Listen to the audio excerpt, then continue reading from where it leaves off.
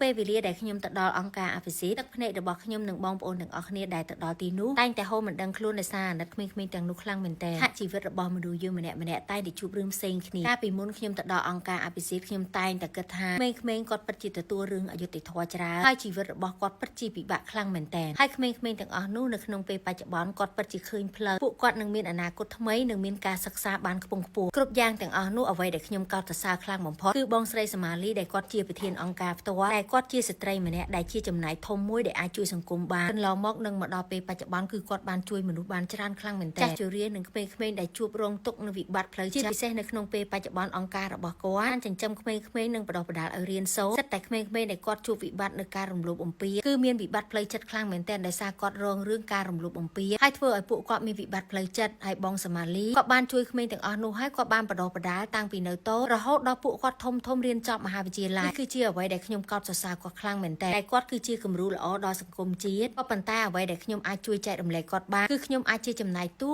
ចូលរួមការជួយពួកគាត់ការស្រឡាញ់ក្មេងៗនិងផ្ដល់តម្លៃឲ្យពួកគាត់ជាពិសេសគឺខ្ញុំមាននិស្ស័យជាមួយកូនម្នាក់តាំងពីថ្ងៃដំបូងខ្ញុំចូលទៅដល់ទីនោះខ្ញុំបានទទួលគាត់ធ្វើជាកូនដើម្បីផ្ដល់ជាកម្លាំងចិត្តតែគាត់នៅមានមនុស្សដែលត្រូវការគាត់និងស្រឡាញ់គាត់និងផ្ដល់ភាពកក់ក្ដៅឲ្យពួកគាត់បាននេះគឺជាចំណាយតូចដែលខ្ញុំអាចចូលរួមជាមួយនឹងបងស្រីការផ្ដល់ការស្រឡាញ់និងការចូលរួមបន្តិចបន្តួចពីពួកយើងទាំងអស់គ្នាគឺជាកម្លាំងចិត្តដ៏ធំសម្រាប់បងស្រីក៏ដូចជាក្មេងៗផងដែរហើយពួកខ្ញុំក៏មានការលើកទឹកចិត្តនិងសារចែករំលែកដល់ក្មេងៗខ្លះៗផងដែរចង់ត្រូវតែហ៊ានរំហើយហ៊ានច្រៀងជាសាធារណៈចាតែខ្ញុំមកព្រោះវិធីដែលធ្វើឲ្យខ្លួនយើងសម្រាប់ទុកបានគឺខ្លួនយើងធ្វើដល់ការព្រោះជាចំណូលចិត្តរបស់យើងនេះប៉ុន្តែយើងមិនខ្លួនឯងមិនឲ្យវាចេញដោយសារមានកត្តាជាច្រើនគឺមួយគេពីរោះមួយឋានៈទូទៅទីប៉ុន្តែសុខភាពដែលយើងទទួលបានចាក់យើងទុកមានកន្លែងតែចេញថានៃថាបងហ្នឹងយើងព្រមថាការពីទុកចេញចឹងបងសុំឆ្លាក់បងសុំចូលវិញឯងរកតែមួយទឹកក្រោយរងហើយមើលឃើញខ្លួនឯងរងហើយទៅអារម្មណ៍ថាធ្វើអារម្មណ៍ថាយើងមានអារម្មណ៍ថាយើងស្បស្បាយតែឃើញឯងរងស្អាតហើយបងមិនដឹងខ្លួនណានេះបាយពីថ្ងៃនេះមិនមកនិយាយតនិយាយថ្ងៃនេះមិនមែនពាក្យនឹងទេគឺពាក្យចង់ឲ្យកូនៗទាំងអស់គ្នារឹងមាំ